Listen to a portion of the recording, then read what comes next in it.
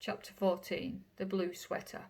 In the morning, a cold wet mist hung over Lagerstrasse. I was grateful that Betsy did not have to stand outside. All day the blanketing fog hung over Ravensbrück, an eerie day when sound was muffled and the sun never rose. I was on potato detail, one of a crew hauling basket of potatoes to long trenches to be covered with dirt against the freezing weather ahead. I was glad of the hard physical work that drove some of the damp from our bones, and for the occasional bite of raw potato when guards were not watching. Next day, when the white pall still lay over the camp, my loneliness for Betsy became too much to bear. As soon as roll call was dismissed, I did a desperate thing. Mian had told me a way to get into the hospital without passing the guard post inside the door. The latrine at the rear, she said, had a very large window, too warped to close tight. Since no visiting was permitted in the hospital, relatives of patients often took this way of getting inside. In the dense fog, it was easy to get to the window unseen. I hoisted myself through it, then clapped my hand to my nose against the stinging odour. A row of idless, doorless toilets stretched along one wall in the pool of their overflow. I dashed for the door, then stopped, my flesh crawling. Against this opposite wall, a dozen naked corpses laid side by side on their backs. Some of the eyes were open and seemed to stare unblinkingly at the ceiling. I was standing there, lead-footed with horror, when two men pushed through the door, carrying a sheet-wrapped bundle between them. They did not even glance at me, and I realised they took me for a patient.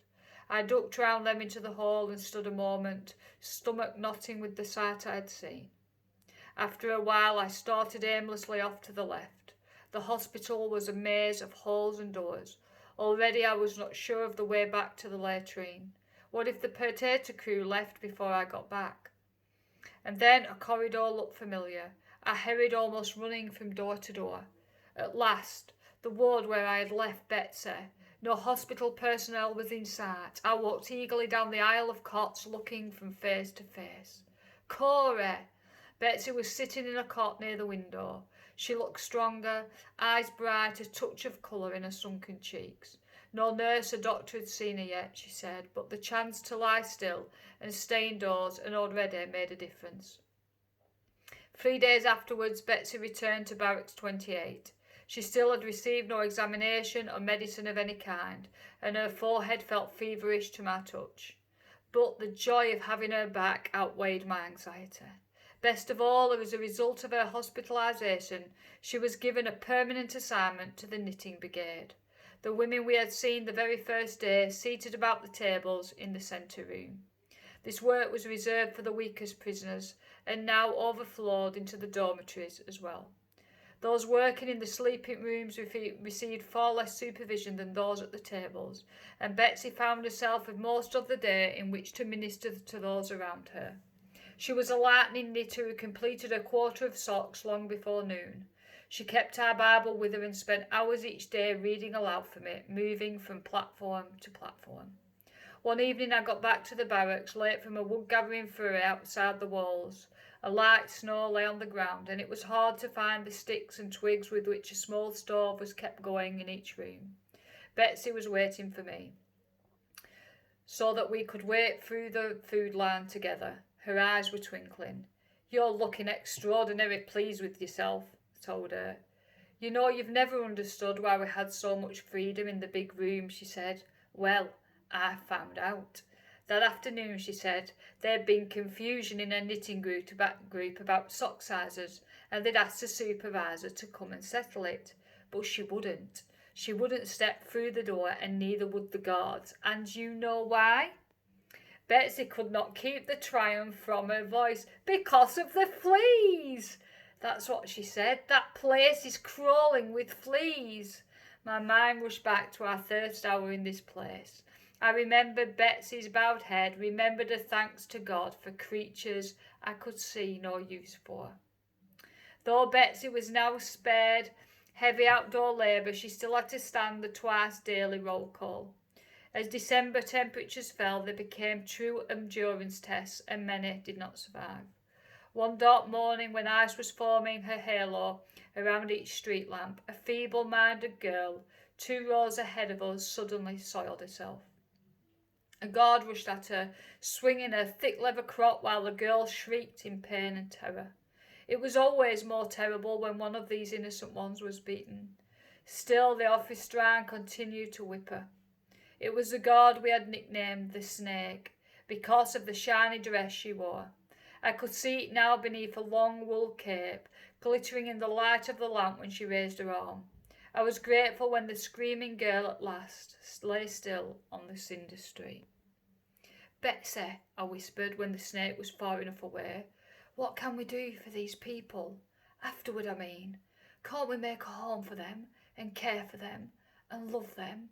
Corey, I pray every day that we will be allowed to do this, to show them that love is greater." And it wasn't until I was gathering twigs later in the morning that I realised that I had been thinking of the feeble-minded and Betsy of her persecutors. Several days later, my entire work crew was ordered to the hospital for medical inspection. I dropped my dress onto the pile just inside the door and joined the file of naked women. Ahead of us, to my surprise, a doctor was using a stethoscope with all the deliberateness of a real examination. "What is this for?" I whispered to the woman ahead of me. "Transport inspection," she hissed back, not moving her head. "Munitions work." Transport? But they couldn't. They mustn't send me away. Dear God, don't let them take me away from Betsy. But to my terror, I passed one station after another. Heart, lungs, scalp, throat, and still I was in the line. Many were pulled out along the way, but those who remained looked hardly stronger. Swollen stomachs, hollow chests, spindly legs. How desperate for manpower Germany must be. I halted before a woman in a soiled white coat. She turned me around to face a chart on the wall, a hand code on my bare shoulder. "Read the lowest line you can." I can't seem to read any of them, Lord forgive me. "Just the top letter, that big E." The top letter was an F. The woman seemed to see me for the first time. "You can see better than that. Do you want to be rejected?" At Ravensbrück, munitions transport was considered a privilege. Food and living conditions in the factories were said to be far better than here in the camp. "Oh, yes, doctor. My sister's here at Ravensbrück. She's not well. I can't leave her." The doctor sat down at a table and scrawled something on a piece of paper. "Come back tomorrow to be fitted for glasses." Catching up to the line, I unfolded the small blue slip of paper. Prisoner 66730 was instructed to report for an optical fitting at 6:30 the following morning. 6:30 was the time the transport convoys were loaded. And so the huge vans rumbled down Lagerstrasse the next day. I was standing in a corridor of the hospital waiting my turn at the eye clinic. The young man in charge was perhaps a qualified eye doctor, but his entire equipment consisted of a box of framed glasses, from gold-rimmed bifocals to a plastic-framed child's pair. I found none that fitted and at last was ordered back to my work detail. But of course I had no work assignment, having been marked down for transport. I walked back uncertainly towards barracks 28. I stepped into the centre room. The supervisor looked up over the heads of the knitting crew. "Number," she said. I gave it and she wrote it in a black-covered book. "Pick up your yarn and a pattern sheet," she went on. "You'll have to find a place on one of the beds. There's no room here." And she turned back to the pile of finished socks on the table.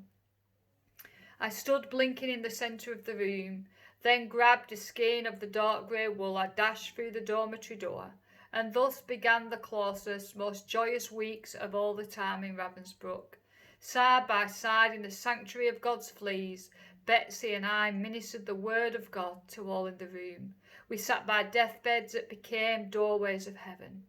We watched women who had lost everything grow rich in hope.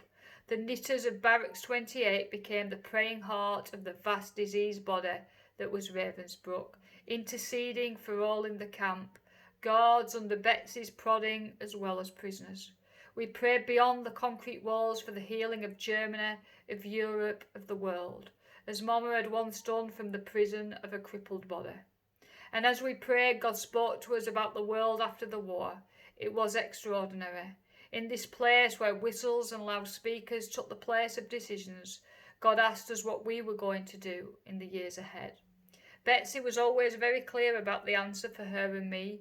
We were to have a house, a large one, much larger than the beige, to which people who had been damaged by concentration camp life would come until they felt ready to live again in the normal world. It's such a beautiful house, Corey. The floors are all inlaid wood with statues set in the walls and a broad staircase sweeping down. And gardens all around it where they can plant flowers. It will do them such good, Corey, to care for flowers. I would stare at Betsy in amazement as she talked about these things.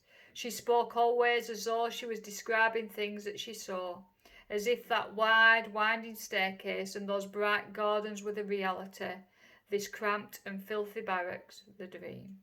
But it wasn't a dream. It was really, achingly, endlessly true, and it was always during roll call that the accumulated misery threatened to overwhelm me. One morning, 3 women from Barracks 28 lingered inside a few minutes to avoid the cold. All the following week, the entire barracks was punished by an extra hour at attention. The lights on the Lagenstrasse were not even lit when we were driven from our bunks at 3:30 a.m. It was during this pre-inspection line-up one morning that I saw what I had till then refused to believe. Headlights appeared at the far end of the long street, wavering over the snow. Trucks with open flatbeds in the rear were approaching, spattering slush as they passed. They pulled up at the front door of the hospital. The door opened and a nurse appeared, supporting an old woman whose legs buckled as she limped down the steps.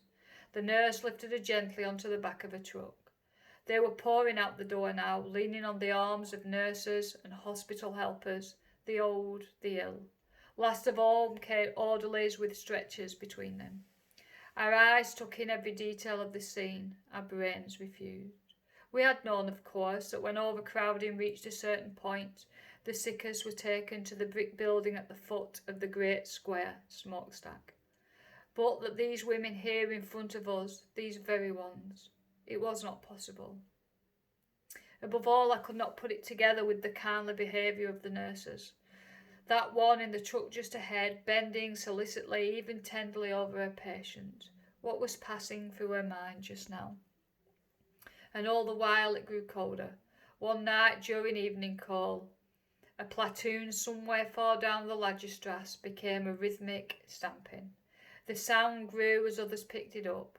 The guards did not stop us. At last the entire street was marching in place, pounding tattered shoes against the frozen ground, driving circulation back into numb feet and legs. From now on this was the sound of roll call, the stamping of thousands of feet on the long, dark street. And as the cold increased, so did the special temptation of concentration camp life, the temptation to think only of oneself. It took 1,000 cunning forms. I quickly discovered that when I manoeuvred our way towards the middle of the roll call, we had a little protection from the wind. I knew this was self-centred. When Betsy and I stood in the centre, someone else had to stand at the edge. How easy it was to give it other names. I was acting only for Betsy's sake. We were in an important ministry and must keep well. It was colder in Poland than in Holland. These Polish women probably were not feeling the chill the way we were. Selfishness had a life of its own. As I watched Mian's bag of yeast compound disappear, I began taking it from beneath the straw only after lights were out, when others would not see, and asked for some. Wasn't Betsy's health more important? You see, God, she can do so much for them. Remember that house after the war? And even if it wasn't right, it wasn't so very wrong, was it? Not wrong like sadism and murder and the other monstrous evils we saw in Ravensbrück every day. Oh, this was a great ploy of Satan in that kingdom of his, to display such blatant evil that one could almost believe one's own secret sins didn't matter. The cancer spread. The second week in December, every occupant of Barracks 28 was issued an extra blanket. The next day, a large group of evacuees arrived from Czechoslovakia. One of them assigned to our platform had no blanket at all, and Betsy insisted that we give her one of ours. So that evening I lent her a blanket, but I didn't give it to her. In my heart I held on to the right to that blanket. Was it coincidence that joy and power imperceptibly drained from my ministry? My prayers took on a mechanical ring.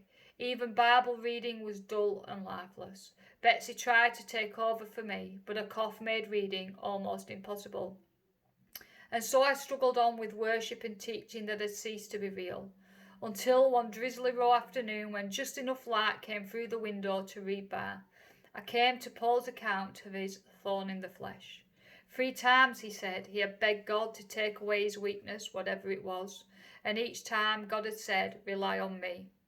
At last Paul concluded, the words seemed to leap from the page, that his very weakness was something to give thanks for. Because now Paul knew that none of the wonders and miracles which followed his ministry could be done by his own virtues. It was all Christ's strength and never Paul's. And there it was. The truth blazed like sunlight in the shadow of Barracks 28. The real sin I had been committing was not that of inching toward the centre of a platoon because I was cold. The real sin lay in thinking that any power to help and transform came from me. Of course it was not my wholeness, but Christ that made the difference. The short winter day was fading. I could no longer separate the words on the page, and so I closed the Bible, and to that group of women clustering close I told the truth about myself. My self-centeredness, my stinginess, my lack of love. That night real joy returned to my worship. Each roll call the wind seemed sharper. Whenever she could, Meehan smuggled newspapers from the staff room at the hospital, which we placed inside our clothes. Nolly's blue sweater beneath Betsy's dress was black with newsprint. The cold seemed to be affecting Betsy's legs. Sometimes in the morning she could not move them at all, and 2 of us would have to carry her between us. It was not hard, she weighed no more than a child, but she could no longer stamp her feet as the rest of us did to keep the blood flowing. When we returned to the dormitory, I would rub her feet and hands, but my own only picked up the chill from hers. It was a week before Christmas that Betsy woke up unable to move either legs or arms. I shoved my way through the crowded aisles to the centre room. The snake was on duty. "Please," I begged, "Betsy is ill. Oh, please, she's got to get to the hospital. Stand at attention. State your number." "Prisoner 66730 reporting. Please, my sister is sick." "All prisoners must report for the count. If she's sick, she can register at sick call." Mark de Graaf, a Dutch woman on the tier above ours, helped me form a cradle with our arms and carry Betsy outside. The rhythmic stamping had already begun in the Lagerstrasse. We carried her to the hospital, then stopped. In the light of the street lamps, the sick call line stretched to the end of the building and out of sight around the corner. In the sooty snow alongside, 3 bodies lay where they had fallen. Without a word, Marky and I turned and carried our load back to the Lagerstrasse. After roll call, we got her back into bed. Her speech was slow and blurred, but she was trying to say something. "A camp, Corey. A concentration camp. But we're in charge." I had to bend very close to hear. The camp was in Germany. It was no longer a prison, but a home where people who had been warped by this philosophy of hate and force could come to learn another way. There were no walls, no barbed wire, and the barracks had window boxes. It would be so good for them, watching things grow. People can learn to love from flowers. I knew by now which people she meant, the German people. I thought of the snake standing in the barracks door that morning. "State your number, all prisoners must report for the count." I looked into Betsy's shrunken face. "We ought to have this camp in Germany instead, Betsy, instead of the big house in Holland." "Oh no," she seemed shocked. "You know we have the house first. It's ready and waiting for us. Such tall, tall windows. The sun is streaming in." A coughing fit seized her. When finally she lay still, a stain of blood blackened the straw. She dozed fitfully during the day and night that followed, waking several times with the excitement of some new detail about our work in Holland or Germany. "The barracks are grey, Corey, but we'll paint them green, bright light green, like springtime. We'll be together, Betsy. We're doing all this together. You sure about that?" "Always together, Corey. You and I, always together." When the siren blew next morning, Morky and I again carried Betsy from the dormitory. The snake was standing at the street door. As we started through it with our fragile burden, she stepped in front of us. "Take her back to the bunks." "I thought all take her back." Wonderingly, we replaced Betsy on the bed. Sleep rattled against the windows. Was it possible that the atmosphere of Barracks 28 had affected even this cruel guard? As soon as roll call was dismissed, I ran back to the dormitory. There, beside our bed, stood the snake. Beside her, 2 orderlies from the hospital were setting down a stretcher. The snake straightened almost guiltily as I approached. "Prisoner is ready for transfer," she snapped. I looked at the woman more closely. Had she risked fleas and lice to spare Betsy the sick call line? She did not stop me as I started after the stretcher. Our group of knitters was just entering the big room. As we passed, a Polish friend dropped to her knees and made the sign of the cross. Sleet stung us as we reached the outside. I stepped close to the stretcher to form a shield for Betsy. We walked past a waiting line of sick people through the door and into a large ward. They placed the stretcher on the floor and I leaned down to make out Betsy's word. "Must tell people what we have learned here. We must tell them there is no pit so deep that he is not deeper still. They will listen to us, Corey, because we have been here." I stared at her wasted form. "But when will all this happen, Betsy?" "Now, right away, or very soon. By the 1st of the year, Corey, we will be out of prison." A nurse had caught sight of me. I backed to the door of the room and watched as they placed Betsy on a narrow cot close to the window. I ran round to the outside of the building. At last Betsy caught sight of me. We exchanged smiles and soundless words until one of the camp police shouted at me to move along. About noontime I put down my knitting needles and went out to the centre room. "Prisoner 6673 reporting. Request permission to visit the hospital." I stood ramrod straight. The snake glanced up, then scrawled out a pass. Outside it was still sleeting. I reached the door of the ward, but the horrible nurse would not let me enter, even with my pass. So I went again to the window next to Betsy's cot. I waited until the nurse left the room, then tapped gently. Betsy's eyes opened and slowly she turned her head. "Are you all right?" I formed with my lips. She nodded. "You must get a good rest," I went on. She moved her lips in reply, but I could not follow. She formed the words again. I bent my head to one side, level with hers. The blue lips opened again. "So much work to do." The snake was off duty during the afternoon and evening, and though I asked the other guards repeatedly, I did not again get permission to leave. The minute roll call was dismissed the following morning, I headed for the hospital, permission or not. I reached the window and cupped my eyes to peer in. A nurse was standing directly between me and Betsy. I ducked out of sight, waited a minute, and then looked again.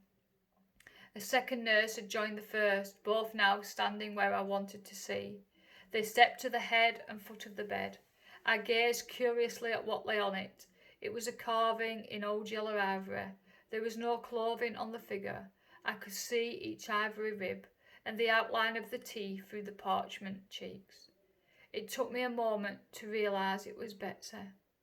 The nurse had each seized 2 corners of the sheet.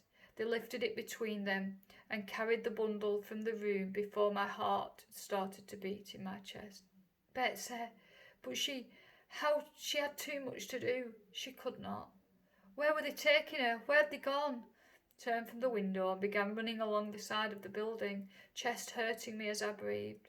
Then I remembered the washroom, that window at the rear. That was where my feet carried me mechanically around to the back of the building.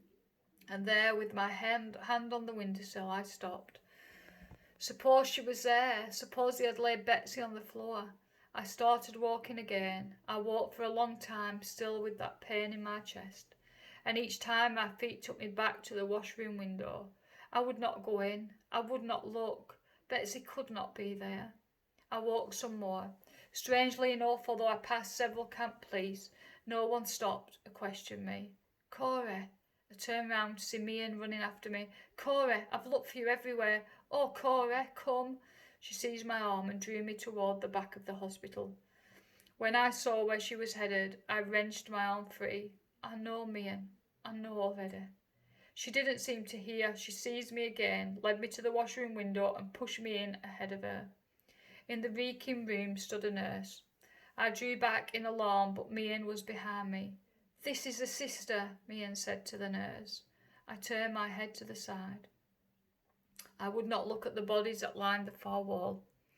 Mian put an arm around my shoulder and drew me across the room till we were standing above that heartbreaking roar.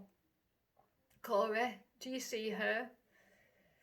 I raised my eyes to Betsy's face. "Lord Jesus, what have you done? Oh Lord, what are you saying? What are you giving me?"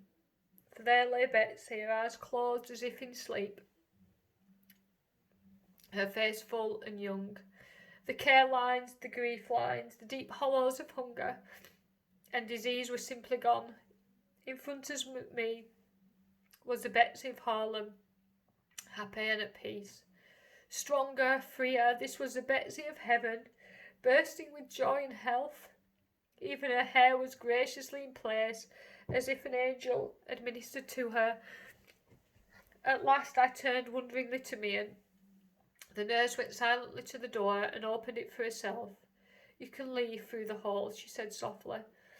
I looked once more at the radiant face of my sister. Then Mian and I left the room together. A pile of clothes was heaped outside in the hallway.